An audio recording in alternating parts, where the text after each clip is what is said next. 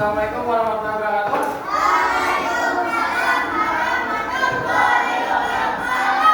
Selamat pagi.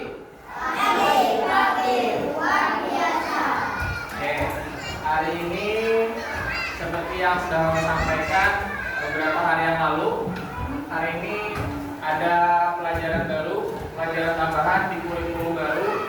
Namanya sesuai jadwal adalah coding dan kecerdasan artifisial. Apa itu coding dan sebagainya nanti akan dilanjut. Tapi sebelumnya, siapa yang sudah masuk hari ini? Masuk semua ya. Absen aman. Sekarang perhatikan, Bapak akan menampilkan gambar, sesuatu gambar. Tolong diperhatikan. Gambar apakah ini? Orang naik tambang lawan robot. Siapa yang menang?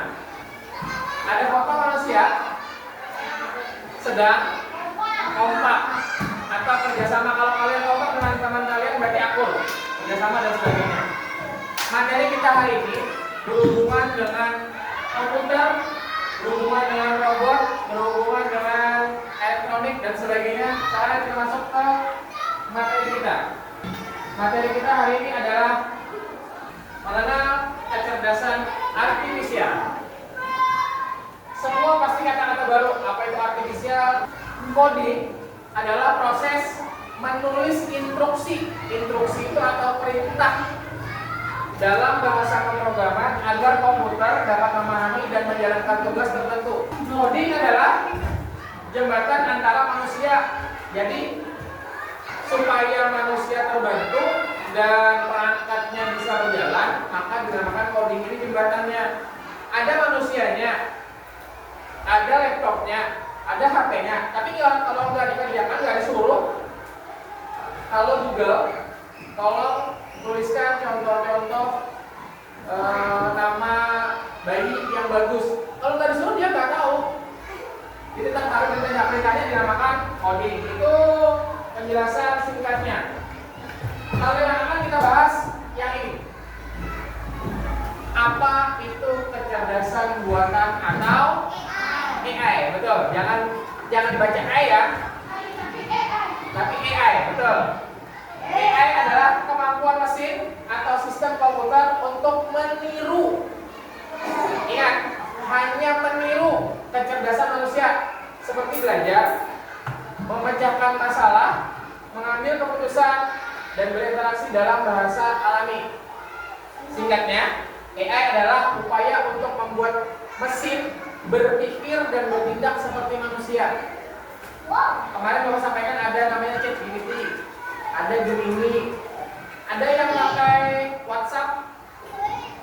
Di WhatsApp ada fitur baru, apa namanya? Meta AI. Betul, kamu bisa bertanya ke sana kalau ada PR. Tapi kita hanya dapat informasinya saja.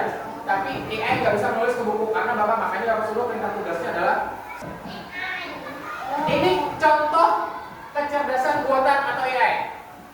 Laptop. Ini tahu?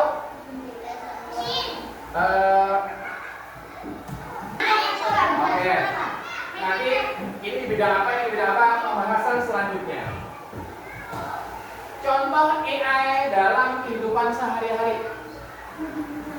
Yang pertama adalah asisten virtual atau ChatGPT yang saya sebutkan tadi. Ada Gemini, ada Siri, ada Google Assistant. Yang sering digunakan dari contoh tiga ini yang seperti film di Netflix atau YouTube. Nanti sebetulnya di slide selanjutnya ada, tadi Bapak jelaskan di depan.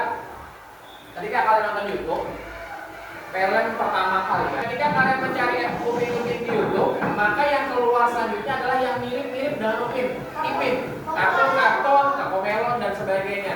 Itu pinternya YouTube, pinternya mesin. Jadi ya seperti itu. Pengenalan wajah di HP. Contoh, ini HP Bapak nih.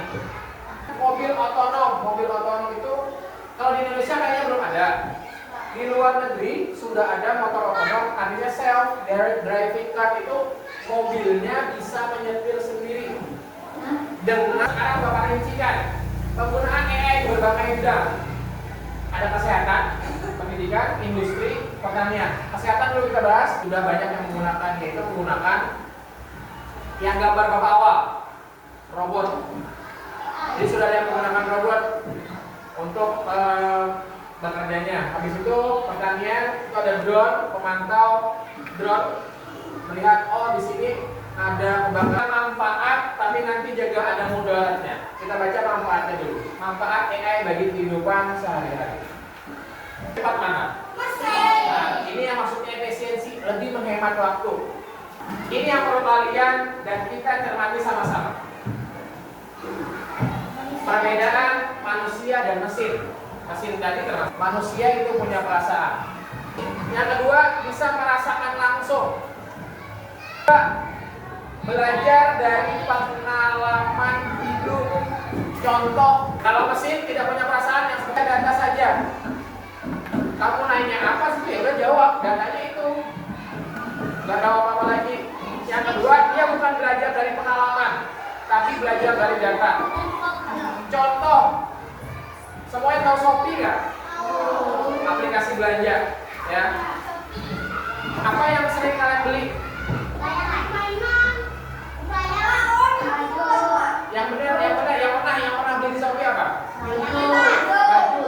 Misal baju ya. Yang pernah belajar, kamu ketik baju sekolah di Shopee. Nanti algoritma atau situs pencariannya akan banyak keluar baju-baju aja. Kalau kamu cari sepatu, contoh sepatu aja yang banyak. Dia dari data bacanya. Padahal sudah aktif, sudah menukar nih baju. Ngapain beli lagi? Seharusnya ganti dong.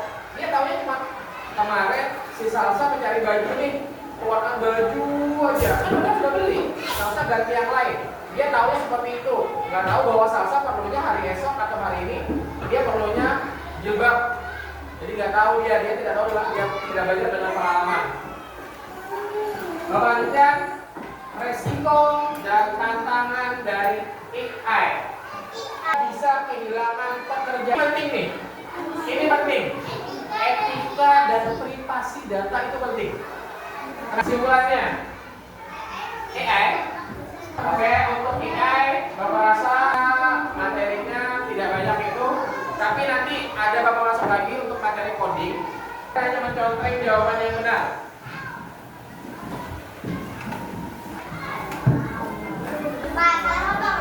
Gak apa.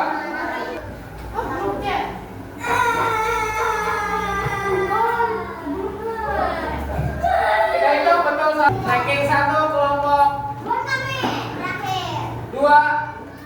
Ranking 2 kelompok 3, kelompok 2 untuk maju ke depan dulu. 2 dulu. Oke, sekarang kelompok 2 bantu Bapak untuk memberi kesimpulan. Dengan sebaik mungkin dengan etika yang benar. Untuk pelajaran hari ini Bapak anggap selesai. Terima kasih sudah berpartisipasi dengan baik. Kita akan bertemu minggu depan mungkin dengan materi yang lain untuk coding dan sebagainya. Nanti mungkin minggu depan bisa aja sedikit bermain dengan komputernya atau Chromebooknya. Assalamualaikum warahmatullahi wabarakatuh.